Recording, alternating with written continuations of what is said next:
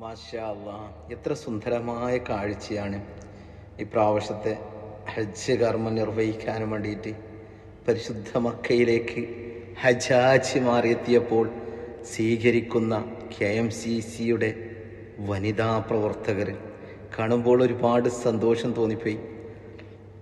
ഇതിനുള്ള പ്രതിഫലം അല്ലാഹു സുബ്ഹാനഹു വ തആല ഇന്ന് ദുനിയാവിലും നാളെ ആഖിറത്തിലും നൽകുമാറാകട്ടെ എന്നും പ്രാർത്ഥിക്കാം.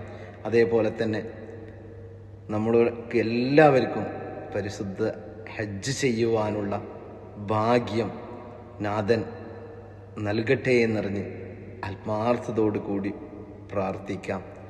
വല്ലാതെ സന്തോഷം തോന്നിയ ഒരു വീഡിയോ ആണിത് കാണുന്നുള്ളത്.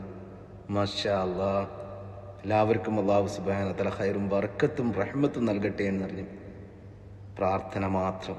അൽഹംദുലില്ലാഹ്.